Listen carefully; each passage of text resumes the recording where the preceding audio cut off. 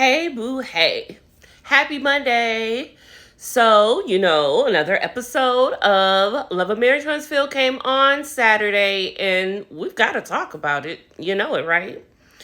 Can we start off by saying, oh, really? You could have saved this minute and 15 seconds of rah, rah, rah. You could have really put that. You didn't have to save it. You could have really gave us that last week.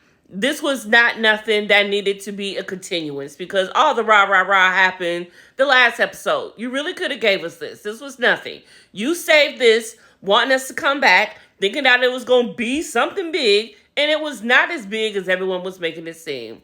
But at the end of it all, Ken and Marquez got into it, almost came to blows. Security had to come in, break them up. Marquez leaves, and everything is everything. And it was basically a Trish saying, I told you so. And of course, the kids got involved. They had to come and try to break it up too. It was really unfortunate. That's one thing about having the kids involved in the storylines. It's a good thing to see the kids. I love when they show the kids. But then when this type of stuff goes on, the kids get into it. And then everyone's making a scene about how the kids are into it. And I understand why they don't show the kids because of this type of situation. But Marquez, sir, I really don't understand you. You are really trying. You are really reaching, I feel. But it is good entertainment, so I do enjoy seeing Marquez, though. Don't get it twisted. It is the entertainment of the show. However, Marquez, what is you doing, sir? What you doing? So this was really interesting.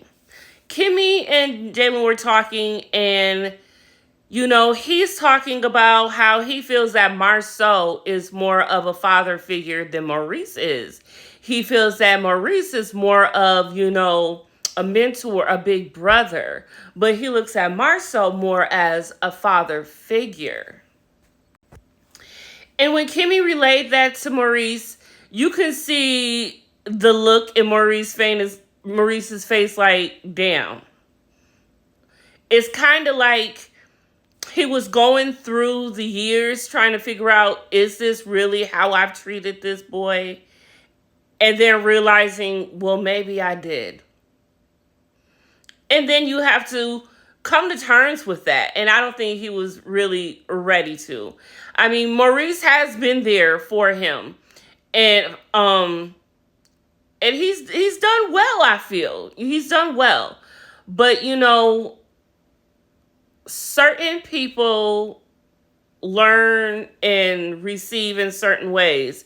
And perhaps Marceau was just someone who he was able to receive it better from. Or perhaps the fact that Maurice, was always gone, or the fact that he had Monster.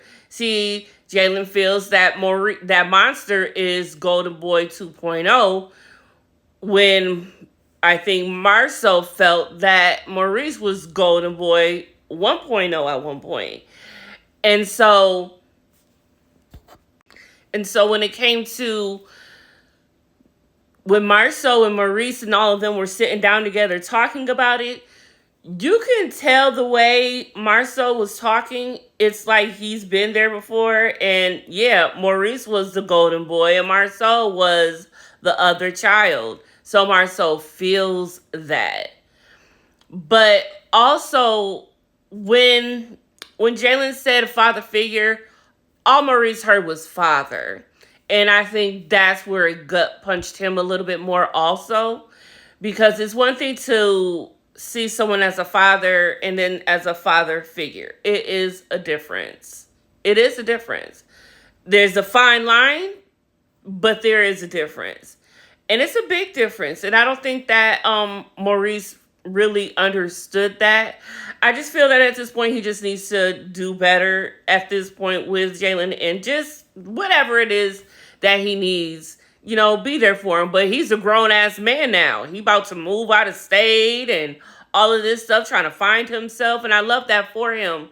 And I hope Maurice receives that. I hope he doesn't, try to want to hold him back to try to become that, that father figure. Let the boy soar and do what he needs to do. But it was kind of really, but I love the fact that he was able to have that conversation with him and tell him how he felt. Like, yo, I didn't know if you and my moms was going to be together 100%. And by the time it did, it was like, it was what it was. So it's not like he has any malice toward Maurice or anything. It's just how the domino effect came, and it's just how it all felt. I'm so mad. For whatever reason, I did not get all the pictures I wanted to do this, but Nell, girl, can we talk about Nell? All right.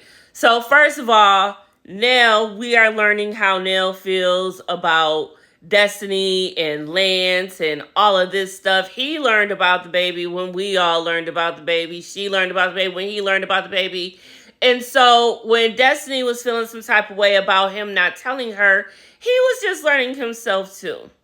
And so here's Nellis. Now she's got 2 new grandbabies, 5 months apart, and it's a lot for her. And she's just, trying to figure it all out. And when it comes to her and Destiny, at first she was cool with Destiny and Lance. And then she felt like it was a red flag, last season with that whole bid. And so now she feels that Destiny isn't the best person for Lance. And can we all say, we all knew that. It's not like they were going to get married or anything. We knew that Destiny was having her fun, Lance was having his fun, and it was just 2 people having fun, and the fun went as far as it could go. And Destiny explained that, you're just dating to see what could happen, and it just fizzled out, and it happens. But Nell made it very clear that she was not feeling the fact that her and Lance were together after her and Tiffany, Lord jeez, Destiny had gotten, what, Tiffany? How you doing, girl? I miss Tiffany. Does anyone else miss Tiffany? Now that we have gone through all of this, was Tiffany really that bad? I'm just saying. Anyways, how would y'all feel if she came back now? Just saying. But the whole thing. So then, what you call it? Kimmy ended up getting all the girls together. Now, I wish I had a picture because that black number that Letitia had on, ooh, my big ass can't get into it, but I still need to know where she got it so I can buy it and hope to fit into it one day. You know how that goes. But that little outfit, the black with the gold circle rings out, girl, that was cute. All right. But Nell was doing the most at that table. She brung out, well, first of all, Trish told everyone was going around because Kimmy wants to get to know the girls better. So Trish started first. She told her business about Marquez and Kenny going at it. And then Kimmy went next. She told her business about, about Jalen and how he feels about Maurice and Marceau and all of this. And I can't remember what Tish had said. I would think she would talk about the kids leaving and, MJ going off to college and all of that stuff and Scott Manor and all of that. But then it came to Nell ass. And Nell just had the nerve to ask, Nell and her hat had the nerve to ask Tisha and Kimmy how they felt about the whole interview that Martell did with Vegas girl. Honey, it was a hot mess. And you can tell that this is going to be the meal ticket that sets the tone for the girls for the rest of the season.